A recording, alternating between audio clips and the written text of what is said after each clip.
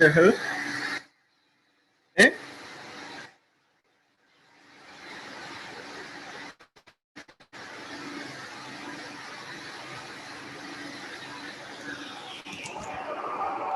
Yeah, me too, I don't know, because you logged me out several times. Yeah, I've started. Um,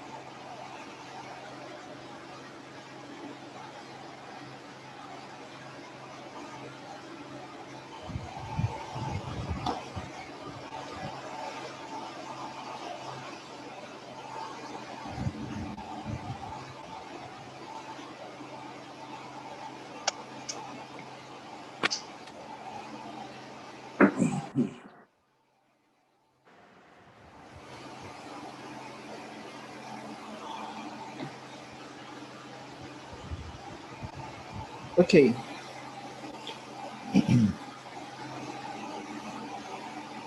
Okay. Good morning, all, and welcome to the third edition of GeoSpace.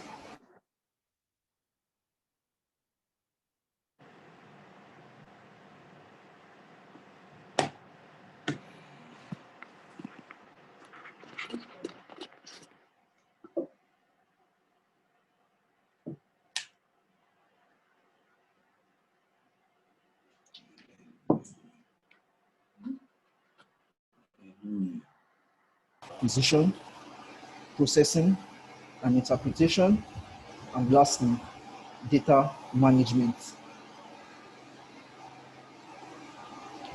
We have two professionals in the oil and gas sector that will be sharing their wealth of experience and knowledge with us.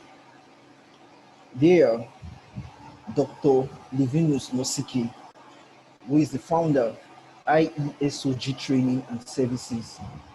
And we have Mr. Anthony AKINPELU, who is the General Manager, PETRODATA Management Services Limited.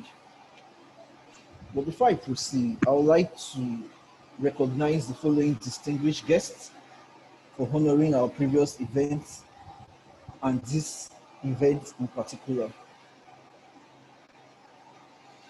Mr. Okoyemi Oyewole, MD GeoSpace, Simon Clark, Technical Director of GeoSpace Survey, Mr. Emmanuel Ekpeyon, MD GeoSL Nigeria Limited. We also have Mr. Bamidele Olagunju, MD Bat Oil Services Limited.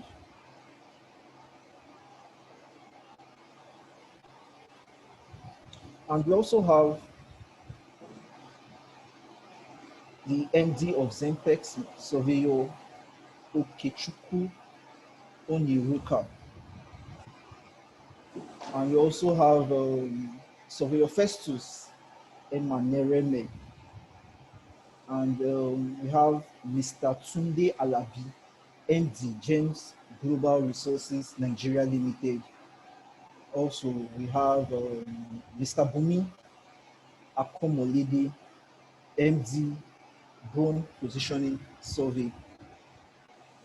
I want to give a special recognition to Mr. Dayo Okeowu, a senior seismologist in Alpha Geo India Limited, who has a wide experience on seismic survey and has worked in various reputable firms such as Agronomic Services Limited, Port Harcourt, United Geophysical Company, and also CNPC, the Chinese National Petroleum Corporation. And he also worked in Petrodata Management Services Limited and has held the following positions: hydrogeologist, field recording man, QC seismologist, and also planning seismologist. He is also a senior processing seismologist. And lastly, for Petrodata Management System, where he worked as an operations manager. He holds a Bachelor of Science degree, honors in geology from the University of Ogun State, and has attended numerous technical and safety courses both in Nigeria and abroad. He is an active member of NAPI.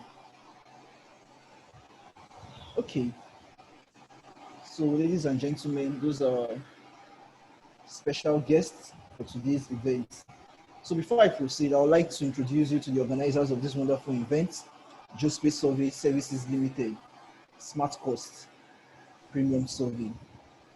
GEOSPACE Survey Services Limited is a hydrographic and geophysical survey company that provides precise measurements and description of features which affect maritime navigation, marine construction, and also dredging, offshore oil exploration, drilling, and other related activities.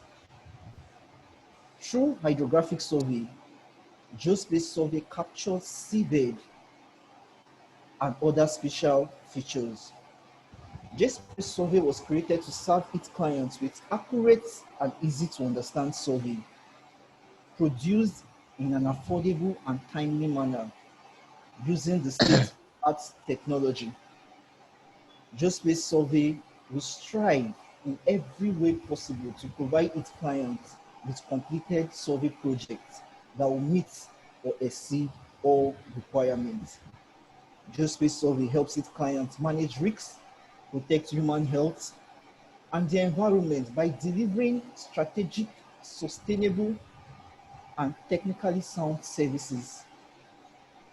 GEOSPACE survey demonstrates a thorough understanding of its clients' needs and work closely with them to define achievable targets, objectives, and also expectations. GEOSPACE survey is committed to providing its clients with the highest quality of service by utilizing the latest available technology and always educates its personnel effectively in the use of this technology. GEOSPACE survey was formed by a group of professionals comprising of geologists, geophysicists, surveyors, and engineers with combined experience of over 40 years in the hydrographic and geophysical survey industry. GEOSPACE survey has executed several projects successfully in the UK and other countries, and are here in Nigeria to bring a new wave to the survey aspect of the Nigerian oil industry. GEOSPACE survey is also into hydrographic survey equipment rentals at a smart cost. This equipment include the DGPS, which is the SNAV. We have the gyro, multi-beam, single beam echo sounder, hemisphere, navigation softwares, scanning sonar, sound velocity profiler, side scan sonar, magnetometer, sub-bottom profiler. etc. GEOSPACE Survey is also the only distributor of unmanned survey vessel in Nigeria, and will be bringing shallow AUVs for geophysical survey very soon, which is the autonomous underwater vehicle. Before we dive into today's event proper, I would like to lay down some basic etiquette for this online conference. Please note the following. Mute your mic to help keep background noise to a minimum level. Make sure you mute your mic also when you are not speaking. Be mindful of the background noise around you. Position your camera properly and try as much as possible to limit distraction. Also, avoid multitasking.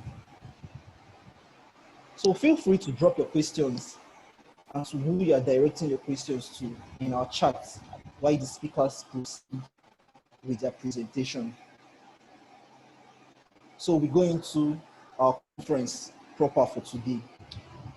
But before I introduce you to our first speaker, I would like to talk briefly on surveying and seismic survey.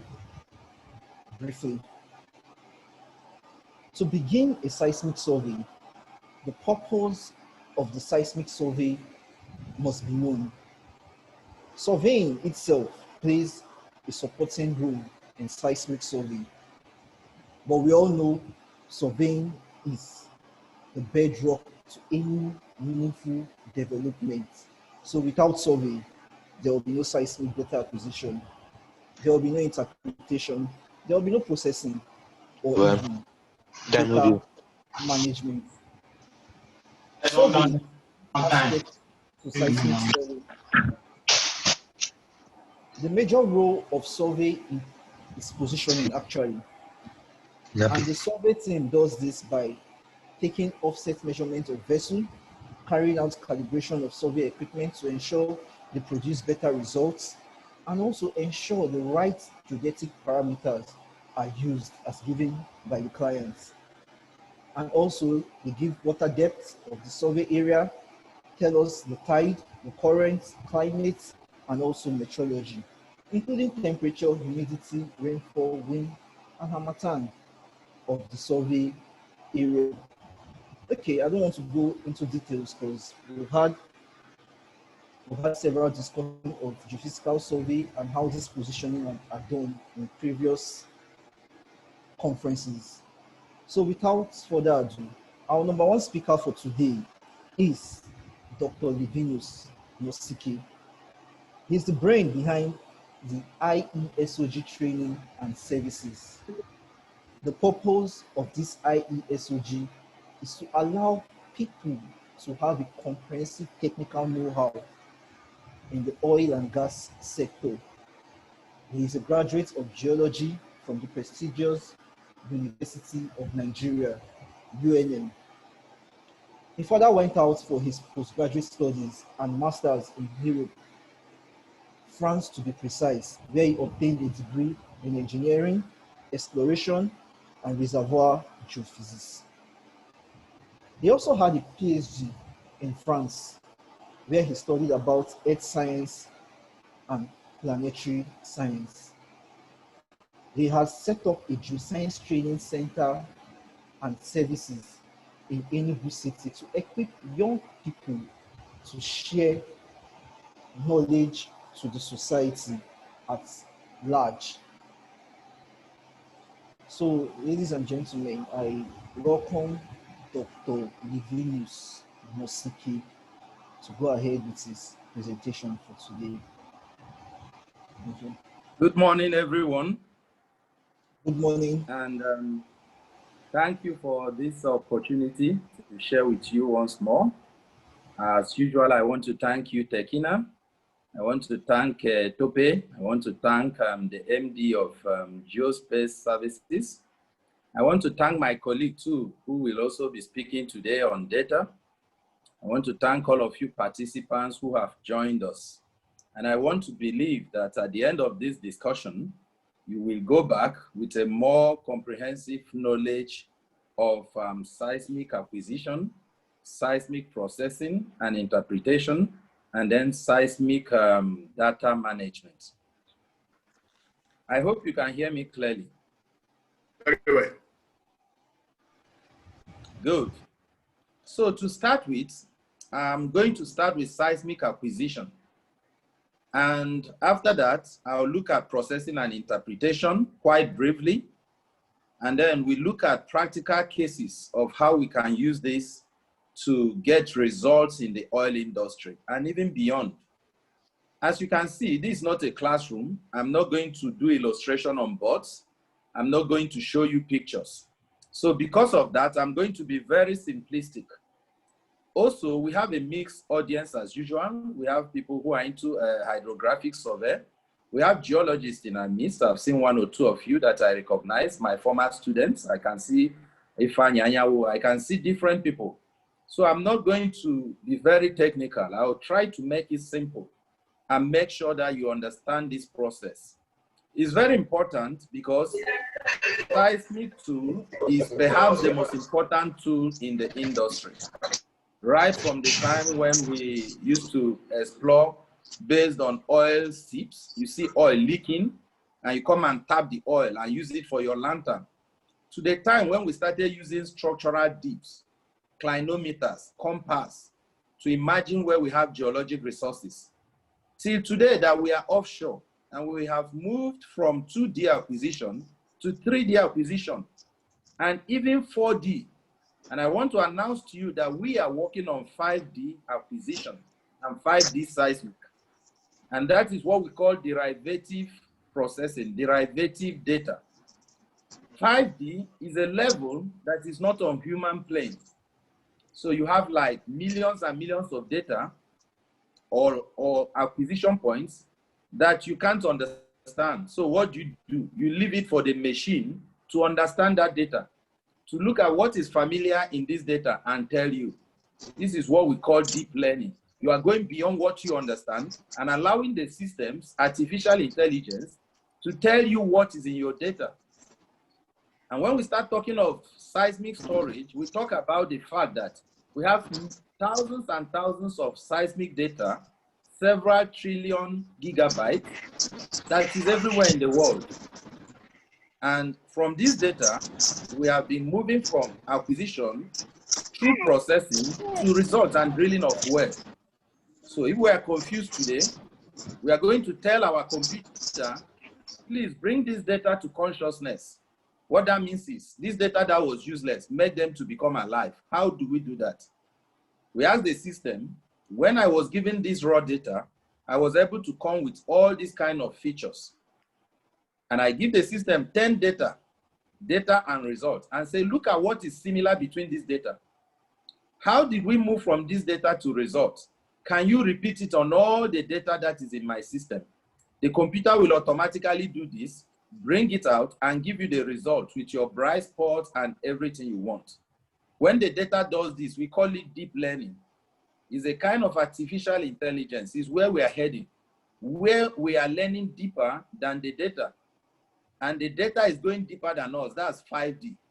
So those are the depths of seismic acquisition and processing today, which we cannot go into detail in, but we will be simple. So what is seismic acquisition? Seismic acquisition is what happens when you vibrate an object and allow that vibration to be recorded. And I'm going to give you an example.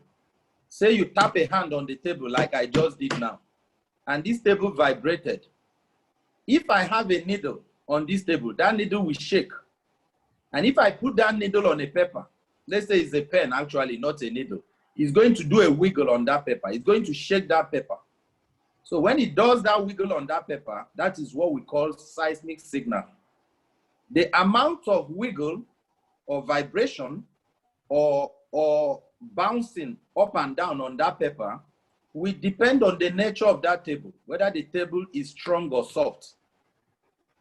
And so from my seismic results, from my seismic signal, I am able to know the kind of travel that my vibration has gone through. That is seismic acquisition. That wiggle you have on the paper, it has a top and a low. You can draw a line in the middle. call the top +1, call the lower part -1, because vibration is up and down. If you do that up and down, it's like a ball bouncing, it's forming a cycle. Once you begin to look at that, your wiggle, like a cycle, like, you know, a circle, up and down cycle, the highest point will be called an amplitude. And the time it takes to go up and down will become the time to go around one cycle. And you begin to use terms like period, times like frequency. You are converting an analog drawing on a paper to a digital signal, which you can call 1, 2, 3. You start to talk of the length of how long it took before it went up and down. That's what we call wavelength. And when you move from your paper analog to this period of frequency numbers, we say we are moving from the analog to the digital domain, frequency domain. There's a formula for that that will go through all the cycle. That is what we call Fourier analysis or Fourier transform. Now, once you have your data, that's your vibration in form of numbers, in form of time. You can begin to wonder how long it took your wave to vibrate once. That vibration is when it reflected and came back to your nodes, to your geophones. And if I have 1 minute and I plot it in a graph, you won't have 1 minute in seismic. We are talking of nano or milliseconds. And if I have 2 minutes and I plot it, I'm actually plotting a graph that goes from 1 minute down to 2 minutes, or from 1 second down to 2 seconds. It is giving me the shape of my underground acquisition. It's giving me my geologic surface. And when you plot billions of these, we say we have a seismic image. That's all you need to know about processing today. Is the time, the second, the vibration took to come back. And once you have a seismic image, you know where you have your structures, where you have your anticline, where you are going to have your oil. That is about seismic acquisition. So we go to the interpretation. For the interpretation, what are we saying? We are saying, once I have this information, what can I deduce from it? There are 3 major things you can get from seismic, basic ones. One is what we call the structure. As I said, if you have a reflection at 1 second here, and after you have a reflection of 2 seconds, the 2 seconds is deeper. When you plot it, it tells you your anticline and syncline. Every geologist knows what it is. It tells you your high and your lows, which is telling you how your floor is looking within the ground, your ancient seabeds. And once you have those structure, you know where oil will be, where it will move from. That's structure. The second thing you can get is your sedimentary features. You're able to see the channels. You see places that are locally lower, places that your seismic reflection is rough, telling you you have sand, places where it is smooth, telling you you have shale. So from your seismic, you're able to get your structure. What I mean is your trap. You're also able to get your sediment. What do I have? Is this sand? Is it, if it's chaotic, if it's rough, you know it's sand. If it's smooth, you know it's calm energy. So it's telling you even the deposition, the flow of water. So you're able to see your sedimentary. When you have your structural and sedimentary, we call it tectonosedimentary or structural sedimentary. This is one factor. The second thing you can get from your seismic is direct hydrocarbon indicators. Do I have my oil? And there's simple things we know. We have what is known as dim spots. We have what is known as bright spots. We have polarity flip. So you have a seismic reflection and it suddenly disappears. What was a peak will become a trough.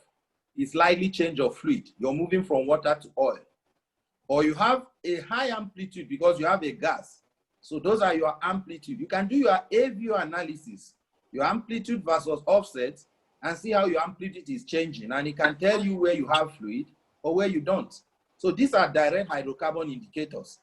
The third thing you can do with your seismic is to have a model. Okay, we have petrophysical model. We have all kinds of model. I can't go through it. As I always tell you, these are in my book. So if you can't get anything, take your time. You see them in 1 or 2 chapters in my book. So when you do your model, you're able to say, oh, this is my property within my fluid. Seismic can give you that property. You can already in your model have the structure. You have your faults. It will show you your termination, where your seismic reflection terminated. Those are faults.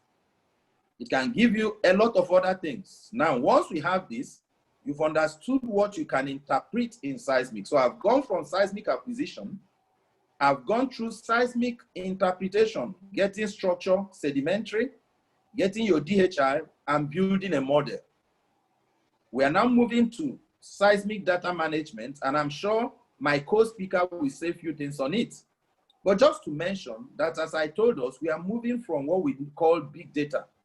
We are doing decentralization, where this data must not be in your office, where we have giant computers in technical headquarters that we keep this data, and we don't even need to know what is there. The machine will help us. And then we begin to look at old data. We copy them. We look for seismic acquisitions that has high folds. You know, when you have high folds, we reprocess them, and we come up with more beautiful data. And there's a lot of confidentiality. So storage, copying, manipulation of seismic data is a whole lot depth we can't discuss all through. But that is the last part of our discussion. And as I said, my co-speaker, okay, we handle petrodata management. You understand how to store this, how oil companies store this data, even in a service company. Do confidentiality agreement with them and use the data when necessary. There's a lot about data management, the way you keep the data, knowing your seafloor, changing parameters, and coming back to this data to take new data and then compare with the former data you have and see what have changed. Is anything going through my system that is changing? Now, that takes us to an important thing I need to mention about seismic data interpretation, storage, and management. And that is 4D acquisition and interpretation. The thing with 4D acquisition is that you cannot have 4D acquisition if you have not stored your data very well. So what is 4D acquisition? 4D acquisition is a second snapshot of the same event. In Nigeria, most of our oil fields are up to 30 years to 40 years old. And we have been draining this oil field. This time we go and take another seismic data, look at the current seismic data, look at the previous one, and see what has changed. When you do that, that is seismic acquisition. If you come to Lagos that 40 years ago and take a picture of the lagoon 40, 50 years ago, are you going to see the Third Mainland Bridge? No, you are not going to see the Third Mainland Bridge. So if you take a picture today, a snapshot of the lagoon, you are going to have what? The Third Mainland Bridge. You look at your two pictures, you can say, please filter my picture. Show me anything that is here that was not there. That is what we call seismic difference. And it comes from 4D analysis. So 4D analysis is important because as we keep producing oil, two things will happen. One is that the oil will start getting finished, so your reservoir will be drained. So you need to know where your reservoir is empty and stop producing there because you will produce water. The second thing with seismic 4D acquisition and interpretation is that it tells you where you have unswept hydrocarbon, where you have remaining oil, and you want to drain that place, especially for brown fields, old fields, mature fields like Nigeria. And so what is 4D? We've understood that. How can we use it practically? What is the science behind 4D? The science is that you will still have to do seismic acquisition like I explained. You make sure you have good data, that your data you stored is perfect. And you need a surveyor, you need Tekina, you need Tope, you need Oyowele and his team to come and tell you where you took the data 40 years ago, 30 years ago. They need to do a positioning. They need to know the exact position of your data using all we have today, including GPS. Okay? And the ship that we tow your sounding systems, we follow the right track. You cannot do it without a survey team. Sometimes you need remote operated vehicles, ROVs, the type you say they want to bring into Nigeria. You need it to be below the sea, monitoring what you're doing. You could be putting your geophones, okay? You could be doing a sea floor. You can see, you will be doing an ocean bottom sounding. So it depends on what you want to do. So Once you have positioned these things properly, and you take the next acquisition, you do your normal seismic processing and come up with seismic imagery, seismic images like you had 4 years ago. And then you are going to do 3 unique things I'm going to tell you today. The first one is you are going to do dV over V. That V is velocity. So you are going to do change of velocity with respect to the original velocity. We know that sound travels faster in solid or in heavier, denser material. So what that means is that if 30 years ago, 20 years ago, you had oil, and that oil has been replaced by water, your reservoir will be denser. So when you take your seismic now, the speed will be faster because you have water that is denser than oil. So when your speed is faster, you have a shorter time, and that tells you my oil has been swept by water. That's an example of how what the information you can get from 4D. The second thing you do is what we call warping, W-A-R-P-I-N-G. Warping is a direct subtraction. So you say, you pick your picture, your image, exactly the way it was, get the other image and do a difference. You subtract the final image from the initial image and check whether you can see anything. Anything you see is a difference. It can give you an indication of what has changed in your oil field. The last thing you can do is what is known as inversion. What is inversion? Inversion is anytime you go to another property and come back, you are inversing something. You're doing a kind of reverse modeling. And how do we do inversion with respect to 4D? What we do is to move your seismic image to rock properties, to move it from the image domain, from the time domain, from the velocity domain to the rock property domain. And I will explain to you what I mean. When you vibrate your material, when you send seismic waves, it vibrates the body and reflects. It's going to give you a wiggle. That was where we started. That wiggle is what we call seismic response or a signal. That wiggle depends on what we call impedance. That is the relationship between the moving wave and the geologic rock body. If the rock is stronger, we say the speed will be faster or the velocity. And if the rock is watery or soft with gases or empty, the speed will be slow. So indirectly, our seismic signal depends on the rock property. So when you go to rock physics, you begin to say, what are these properties in the rock? There are many of them, but I'm going to pick one that we're interested in, which is the Poisson ratio. The Poisson ratio is a property that changes with nature of fluid in a rock.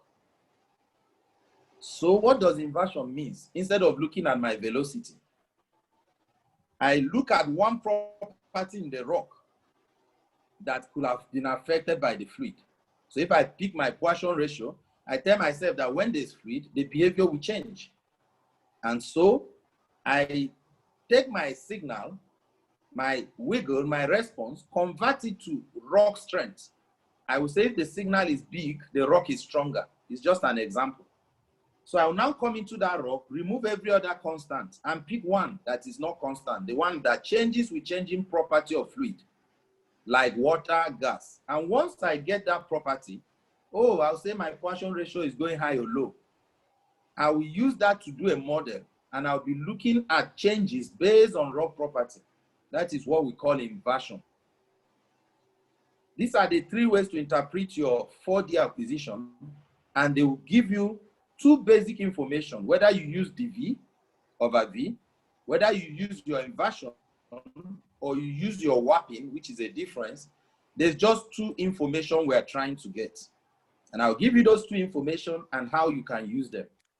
These 2 information is what we call hardening or softening. Hardening is when you have reducing velocity, showing that your system is becoming heavier. Normally, we color code that area with blue. Softening is when your speed is becoming slower, meaning that your reservoir is becoming lighter. and then we color code it with red. So you have blue and red in your new seismic 4D. And what will you do with this? When you see blue, it means water has come in. So I've swept that area. I can't drill it again. When you have red, it means that, oh, I'm depleting. It's becoming lighter, but oil is still there. It can also be a sign that you have gas and overpressure.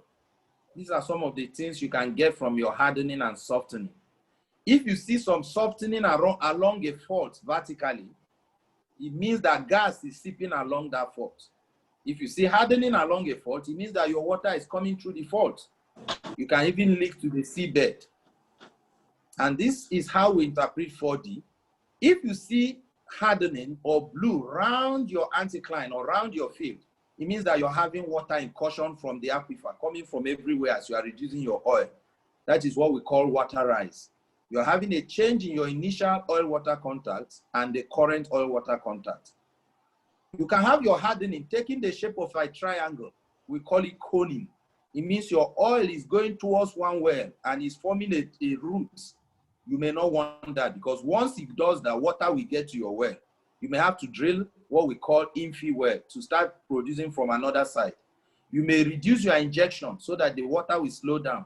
You may reduce your production. That is what we call coning. We can talk of water rise. We can talk of gas dissolution, gas leakage, your overburden integrity and subsidence, all this from your 4D.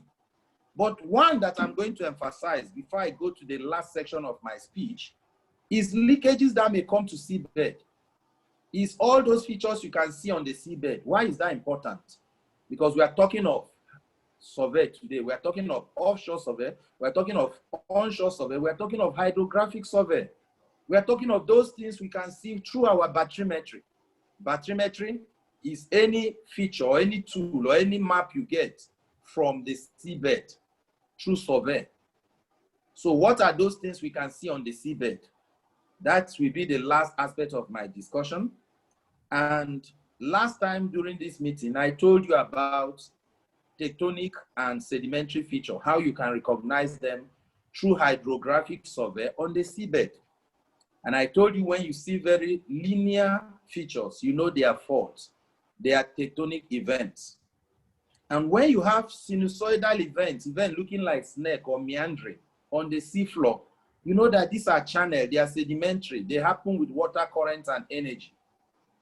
Today, I want to go a little further to geomorphology, to seafloor geomorphology, to paleogeography on the seafloor. I want you to simply understand some few things on the seafloor that can tell you whether you should explore more for oil, whether you should dig deeper or stop. And these are features that we call, they can be seismic signatures on the seafloor, but there are ways you can use them to predict seal integrity, for example, and seal efficiency, which I promised some of you, and how you can use it to know if you are in an overpressure domain, whether you have overpressure or whether you are in a normal domain. First of all, what is seal integrity? Seal integrity is when you have high overpressure and it's breaking your cap rock and your oil is leaking to seabed. That's, we say we have seal integrity failure. What is seal efficiency? Seal efficiency is when your oil or gas is not breaking the formation.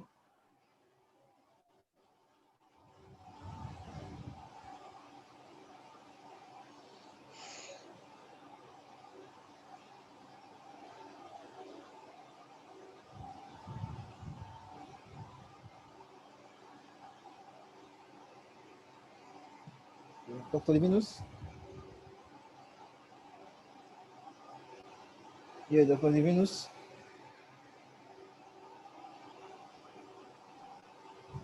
Okay, I think we lost Dr. Livinus there. Yeah, due to network.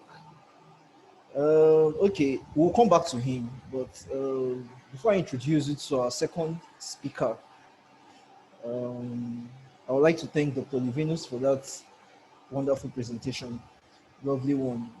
I'm sure the geologists and everybody here would have benefited a whole lot from the presentation. Okay, before I introduce you to our second speaker, I am pleased to announce to you that there will be a series of training for young surveyors, geoscientists, and also those who are willing to switch career up into the survey offshore industry.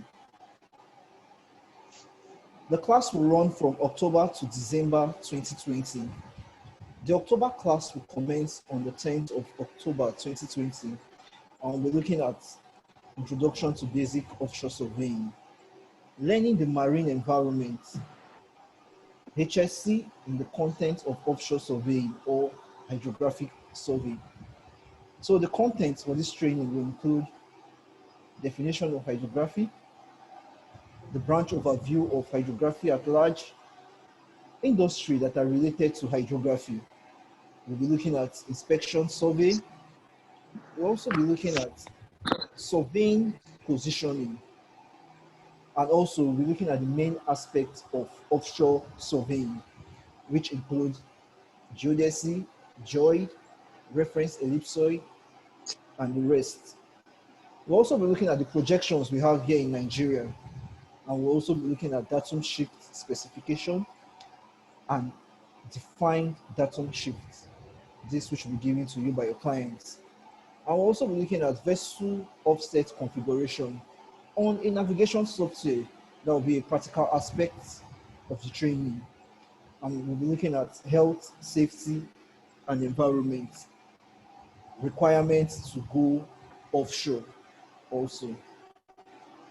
So you can check out the flyer we have on our screen for the details of the training. Interested participants should contact the number on the flyer and also send an email to the address on the flyer for concrete details. I'm sure you guys can see the flyers on the screen. Okay, Dr. Livinus is back. Okay, let me give you like, say 3 minutes for you to round up before I introduce. Okay, is that to me, Tekina? Yeah, that's to you. You can round up, use 3 minutes. Hello, Tekina. Are you saying I should round up? Yes, I'm saying you should round up. I'm saying you should round up. Okay, I'm giving you 2 so, 3 minutes. yes, so, good. So, yes, so just as a conclusion, I said about steel integrity, steel efficiency, geopressure, timing. I just wanted to mention that by seeing some mud volcano and leakages on the seabed, it tells you that there's currently pressure in your reservoir. Okay, those are some of the things you can look at. I would have spoken about thinning, how when you have tectonic events, your channel will either thin because you are having an uplift, or when you are having a relaxation event, okay, your channel will start widening. So these are details I can't go through, but remember, it's in my book, okay? Some of you are aware. This is the book, Exploration and Production Geoscience. You can read every other thing here because I cannot, you can call me for this book. You can contact GEOSPACE Survey, and I have all this in the chapter. So within 3 minutes, I think that's all I can introduce, and we can go on to the next stage. Thank you for your attention. Okay, thank you, Dr. Livinus, and it's good to see you once more again. Thank you so much for this presentation. Okay, notwithstanding, GEOSPACE Survey will not be leaving professionals already in the survey industry, as training will be organized soon to train personnel on most of this survey equipment, software, both navigation and processing softwares, including newer technology. So experts from UK and manufacturers of most of these survey equipment will be brought to conduct these trainings. This is an advantage and opportunity for survey companies to seize for training their staff instead of spending so much traveling abroad to get this knowledge. GEOSPACE Survey will be bringing this knowledge to you. GEOSPACE Survey will keep you updated in details of this training. Okay, without wasting any time, our next speaker for today is Mr. Anthony AKINPELU, General Manager, PETRODATA Management Services Limited. He is a key player in the Nigerian oil and gas industry with specialization in data management. He started his career in 1993 with Halliburton Geophysical and Western Geophysical Services, holding several positions, including seismologist.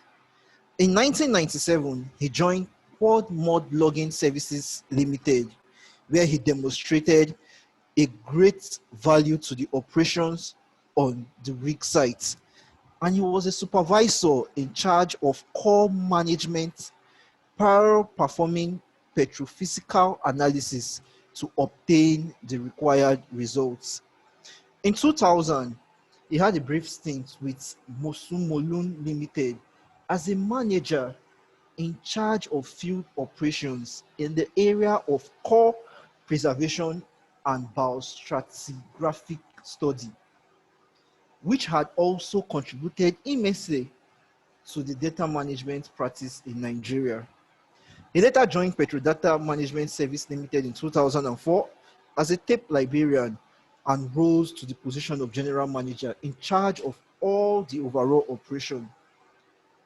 As an industry veteran, he was seconded to SPDC, which is Shell, as we all know, Port Harcourt, to manage their tape library. His wealth of experience has transformed the data management industry to an appreciable level with effective training, both in Nigeria, the United Kingdom, and also the United States of America. Thus, an exposure to different level of data management, which is a true reflection of what we are currently experiencing in the industry today. He holds a bachelor degree with honors in geology from the prestigious Ondo State University, Ado Ekiti, Nigeria, and has attended technical and management courses both locally and abroad. He is an alumnus of the Lagos Business School, LBS, and also a member of the Society Exploration of Geophysicists, Tulsa, Oklahoma, in the USA, and is also a member of the Ikoyi Club, Nigeria, and an active member of NAPI.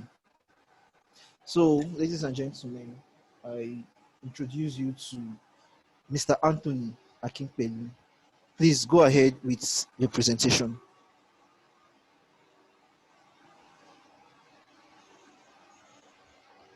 Good morning, all. Yeah, good morning. Thank you, Tekina. Thank you, Tope. I want to give more appreciation to the Managing Director of GEOSPACE Limited for a wonderful work done. This type of exercise is actually good at this time. And I believe a lot of us will learn a lot of things. I will not take your time so much. Dr. LIVINUS NOSIKE has really done justice to the data acquisition, processing, and interpretation. I have a slide that I'm going to send to the center, but I cannot display that because it's so much. So why are we not be talking so much on data acquisition, processing, and management? I will just go straight, okay, to the SEISMIC data storage and management. I will leave the presentation slide with the coordinator for those of us, especially the students and the young geology and geophysicists who wants to really learn more. SEISMIC data storage and management. To many people in the industry, they might not quite understand what exactly data management is all about. Data management play very key role in exploration activities. After you must have obtained all your data from different levels, from SEISMIC data acquisition, from processing, interpretation, obtaining core samples on the field, your ditch cutting samples while drilling, all of these samples need to be kept safe for future use. Now, we have experienced a lot of things in the industry, and we've really helped to salvage, to help a lot of companies, especially those who do not really understand what is called data management. A lot of companies, IOCs,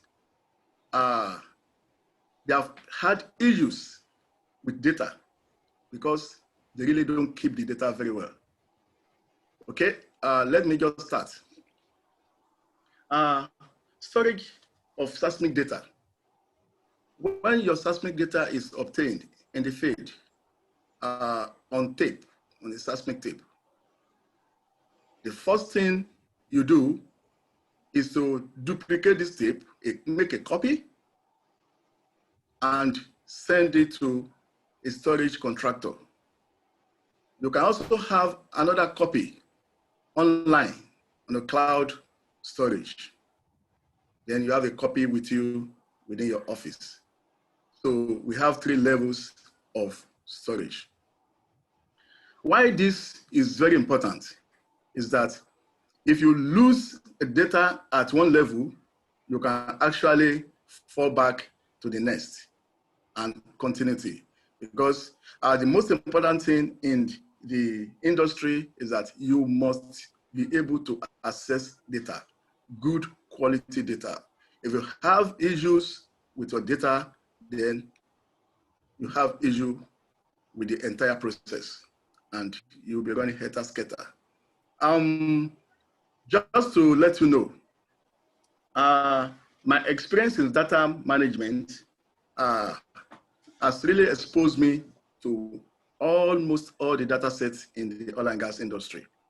And for the fact that I was able to pass through all the process, I've passed through the seismic industry, even the drilling, as well as obtaining cores.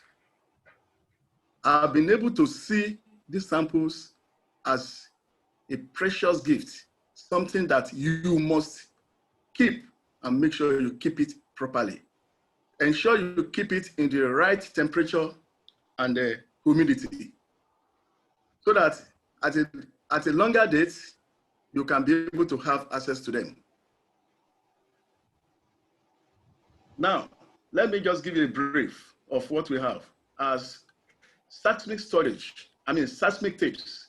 When you have a seismic tapes, when it is obtained from the field, you bring it to the storage. The content of this tape, we don't know. Okay? It is possible the acquisition is not properly done. Maybe there's a loss of line.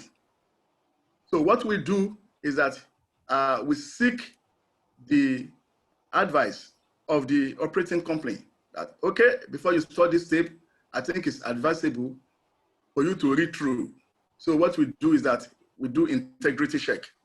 So the integrity check is to ensure that the content on the first level of the tape is the same with what you have in the tape. That means the data itself.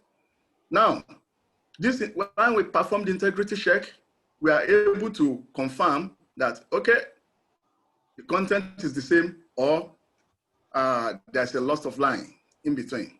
So we quickly refer to the IOCs or the operator that, sorry, this tape has issue. I think you need to go back to the company that acquired the data so that they can give you the original copy and replace. So we do that because in future dates, when there's a need to process this data and you have in mind that this is what you have on the tape, but at the time you want to process this data, the data, you are getting another thing. It will be an issue. And that we store the tape, it will look as if maybe we did not store it under a good condition. So it is better for us to inform you earlier that this is what you have. And we agree. Now, there is a very high confidentiality in data management. Confidentiality in the sense that when the data is stored with us, no one else can have access except the operator, whoever gave the tape to us. The essence of this is to ensure that data are kept according to how it was given to us, and it will be managed as such. Okay, we have a lot of tools that we use in data management. Number one, you must have a standard storage center. Your storage center must contain all the necessary facilities, okay? Ranging from the firefighting equipment. You must have a fire alarm for notification in case there's a fire or an intruder. You must have a good security system to manage the data center. You must also have an access control to the storage center and also to the office. You must have CCTV cameras within the storage center and outside the storage in case there could be an intruder. Provision of temperature and humidity measurement device in the storage. So the temperature and humidity device, what it does is that it tells us what temperature do we have and what is the humidity that we have at a particular time. This temperature and humidity play an important role in data management, in data storage. Otherwise, you will lose the data within a very short time. Now, the temperature must be within 18 and 22 degrees centigrade, while the humidity must be within 45 and 55%. That is the standard temperature and humidity that is acceptable to keep all these data sets for a very long time. Now, basic things that needed to know, that we need to know. There must be 24/7 power. 24/7 power, that is the basis of the storage center. In addition to the power supplied by the NEPA, you must also have 2 generator sets, master and slave, that can withstand the storage center. In other words, if there is a power outage, one generator will kick off and you have power. If there's issue with first generator, the second gen will kick off just immediately, okay, for continuity. So what we are trying to do is that we don't want the humidity to drop, okay, and we don't want the temperature to go up. It happens, it affects the data in the tape. May not be immediately, maybe after 4 or 5 years. And we have to bear the blame if that happens. So also, we normally generate log every month. This log is to ensure that we maintain the storage within that temperature and humidity for our client, the standard. So that is that. Now, as part of what we also do, we do a kind of support services to this data. Because when you have your tape in the storage, after some time, you need to do integrity check. The integrity check will enable you to confirm the status of the tape, either the tape is in good shape or not. If the tape is not in good shape, what you need to do is to do a kind of data recovery, if necessary, and make sure you bring the tape back to life. Secondly,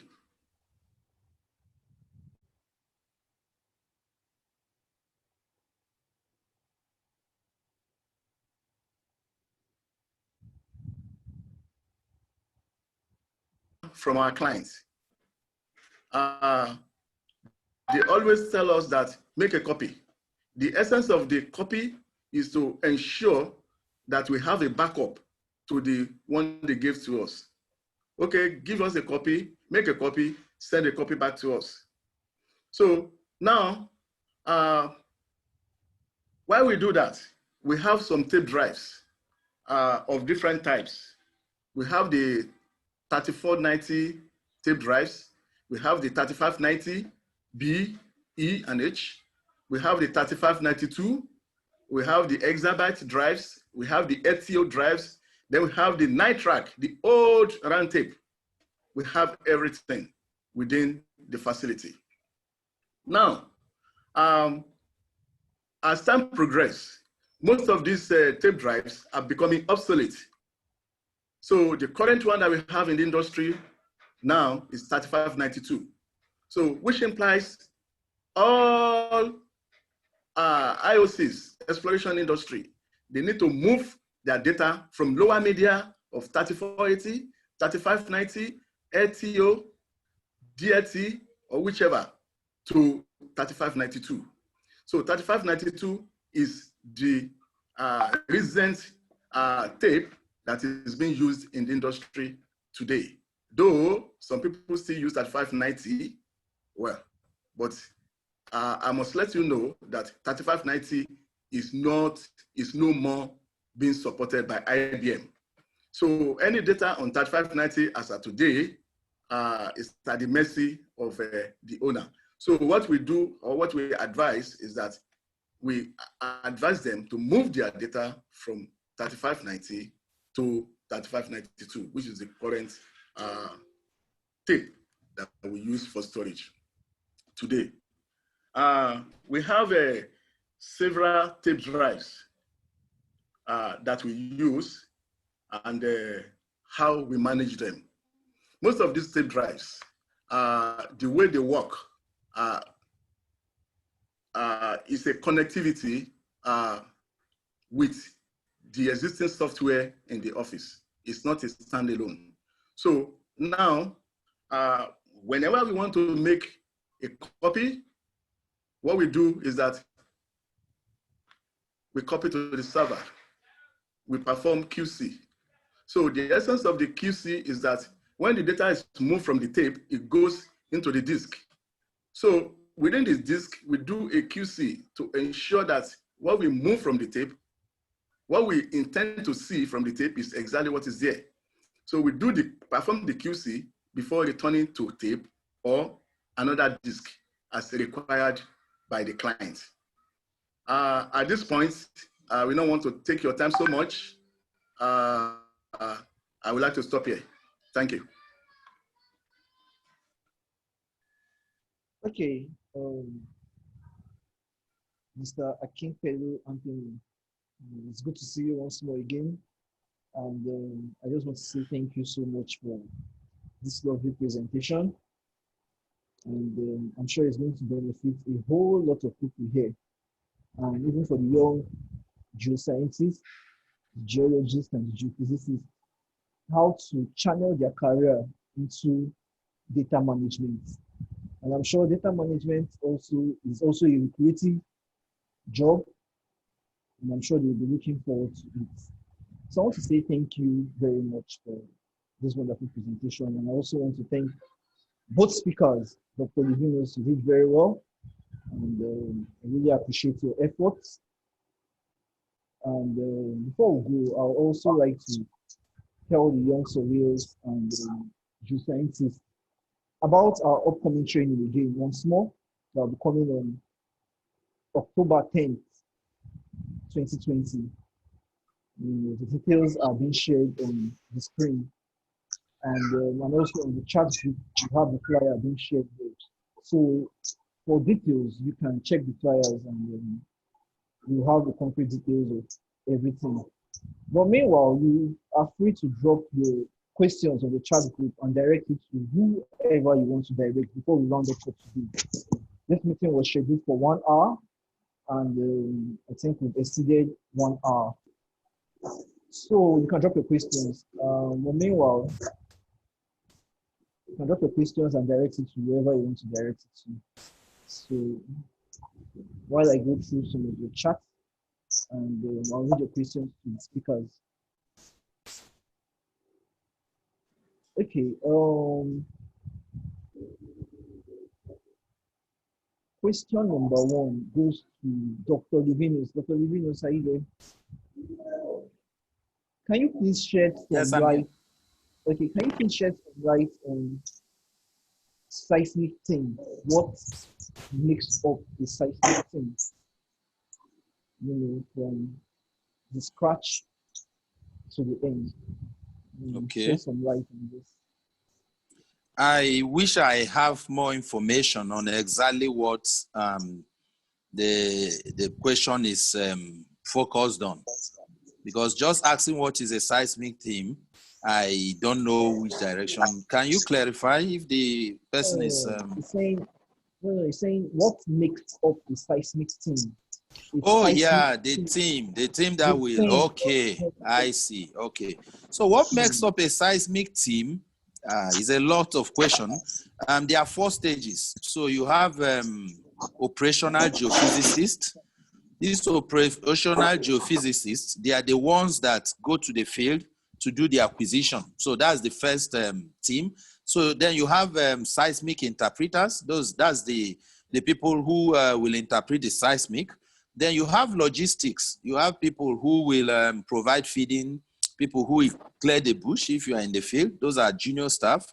And then you have development geophysicists, those who will focus on what goes on while you are preparing to drill. You have asset geophysicists. So there are 4 stages, just the 4 stages of oil field development. So you go from exploration through appraisal, development, and production. At these 4 stages, you have geophysicists who are in charge at all points. So that's what makes up the team. So you have and then when it comes to interpretation, it's not just the geophysicists. You have the interpreters, you have the surveyors. So it's a whole lot of team, actually, just collaborative work in the industry. Okay. Hello, if I may add. Okay, go ahead, please. All right. Thank you, Doctor. Okay. Possibly, maybe they are just asking for feed team. If that is what the question is focused on, I think the seismic crew, okay, comprises of the surveyor, okay, the survey department, the recording department, the seismologist, we have the permit and the community affairs section, we have the mechanics, the security, the transport, and the HSC. Okay, that's just the basic, all right? But doctor has said it all, covered it all, but this is just the real people that are involved in the seismic acquisition and only, all right? And the responsibility of the party chief is to ensure that he manage the entire crew. If that answered the question, thank you. Okay, thank you so much. Okay, before you, Mr. Anthony AKINPELU, there's a question for you that says, for a starter who only has theoretical geophysics knowledge, but interested in rock physics modeling, what does he need to do? Sorry, can you come again? It says, for a starter who has theoretical knowledge of geophysics, but he's interested in rock geophysics modeling, what does he need to do? I think Dr. Livinus should be able to answer that question better. Rock physics. Yeah, that's true. Rock physics. So, Livinus, so please, ask it again. Let be present. Ask again. You say come again with the question. Yes. For a starter who only has theoretical geophysics knowledge, but is interested in rock physics modeling, what does this person need to do? Okay, so the first thing is that if you're a graduate, for example, it will be good to have a graduate position in a geophysical team in the industry. As I said, most of what we treated today is more on the operation side. That's what we call operation geophysics. Like what Anthony said, is mainly the field side of it. So, but when you talk of rock physics, you are not just going to the field to do acquisition. You are now going beyond simple interpretation. There are two types of interpretation. You have the interpretation that is more of graphical interpretation, what you can see on the seismic. And the other one is the reservoir geophysics, and that's where rock physics comes in. So you need to take a graduate position in the industry with a company, and then do some basic training on seismic modeling. So that's is a branch of seismic modeling. You have to understand what's impedance and reservoir geophysics. You have to start working with seismic properties, things like amplitude. There are a lot of software that can help you do that. So you take a graduate position in the industry. That's the next thing I'd advise you, even if it's an internship position, and do basic trainings in reservoir geophysics. You can read up some things about reservoir geophysics online already. Okay, thank you so much for that answer, Dr. LIVINUS. Okay, we have more coming in. We'll take like maybe 2 other questions, then we'll round up for the day. Okay, for Mr. Anthony AKINPELU, this is for you actually, and it goes, how long can a seismic tape keep information with adequate storage? How long?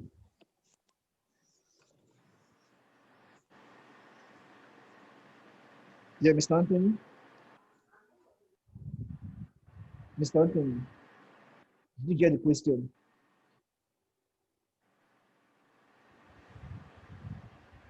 Hello, Mr. Anthony.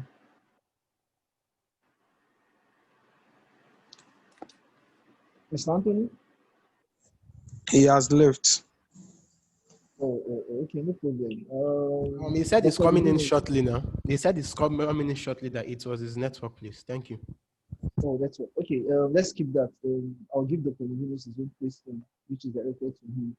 Okay, Dr. LIVINUS, this question goes to you. Yes. What are the current unanswered problems in seismic activity in the Nigerian oil and gas space? Okay. There's what we call the frontier zones. Okay. So in the offshore, you have the offshore, the shallow offshore, the deep offshore, and the ultra deep offshore. So the deep offshore is a water depth of about 1,000 to 1,500 approximately. And we're already drilling there in Nigeria. Some of our offshore fields are at that depth.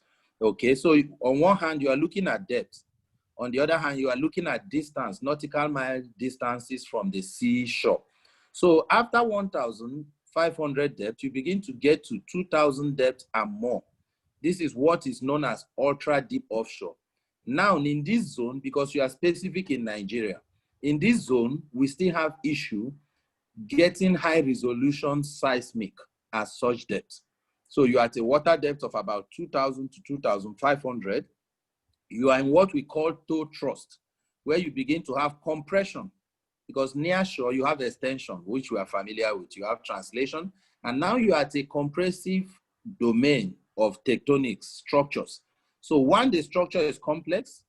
Two, the water depth is complex. And you are still trying to, after your seafloor, you want to go another 2 kilometers, for example, or 3 kilometers. And then you are going, we're not talking of Akata shale again, because at this point, it's mainly marine shale with turbidite. So there's a serious issue of resolution at such places. This is one of the challenges we have in Nigeria today. Because if we are able to image those domains below those thrusts, we believe we have some place there. So that's the current challenge the industry is having in terms of seismic challenges, today. Okay, thank you. Resolution issue and processing complex data, yes. Oh, thank you so much for that. Do you have a solution to this in the country here? What do you think the solution could be? Do you have a solution? Are you directing that to me? Yes, I'm directing it to you. This problem? Yes, yeah, to this problem, yes. Yes. We have some solutions. It's not that it's a solution, but a research, an area we can delve into. One of them is to try to do our acquisition from the seafloor, okay? Ocean bottom sounding. So you eliminate some of the challenge of the seawater, So the first 2 kilometers to get to your seafloor. But the problem is that at such depths, the pressure is high. You as a surveyor, you know what I mean. It's turbulent. Most equipment that get there is ROVs. So, but if we are able to eliminate the water column and do our seismic acquisition from the seafloor, we can already improve a lot. Okay, so that's the direction to go. And then we need to ask ourselves if it's worth it. So in terms of where the oil and gas industry is today, should we go that far? Should we make that expenditure? Then you start going to politics, you start going to the oil bill, the royalty offshore, investors, and that's where the bottleneck is. Because it's very cost intensive to do what I'm proposing. Okay, all right. Thank you for that explanation, sir. Because our host probably has a slight network issue. So the question meant for Mr. AKINPELU, somebody asked the question while your internet went off, sir. And the person said, how long can a seismic tape keep information with adequate storage? How long? The durability. Yes, sir. Well, you can store it as long as possible. What we do is that every 5 years, we do a data integrity, okay, on that tape. And what I mean by data integrity is that we wind the tape, we put it in a tape drive and read it from beginning of the tape to the bottom of the tape. Okay, we keep it alive again. Now, we also do this. Maybe after 15 years, we can advise the operator that you need to move your data from this particular tape to another tape. Okay, we can do that. We can also do that. So, but the most important thing is that in as much as you perform your integrity check, at least every 5 years, you are sure that the content of your tape is safe and it can last you as long as possible. At least I can tell you that we have a data in a particular tape since the beginning of exploration in Nigeria, and the data is still sitting in that tape, and we still keep it, and we still get data out of it today. So that shows that it can stay as long as in as much as the storage is okay, because your storage must be okay to keep the data. And that's what I mean, that you must ensure that your humidity and temperature is perfect. There must not be power outage. If there is power outage, then something will definitely go wrong with your humidity and temperature. And this, after some years, it will affect the tape. So ensure that you keep the data,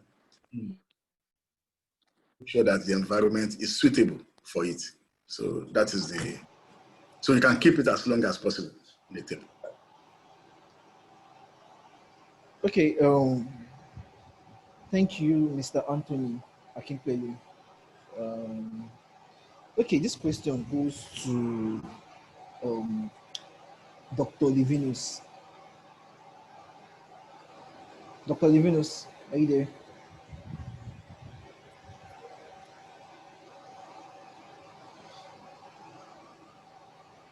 Okay, you talked about 4D seismic in Nigeria. Have we done any 4D seismic projects in Nigeria? Several of it.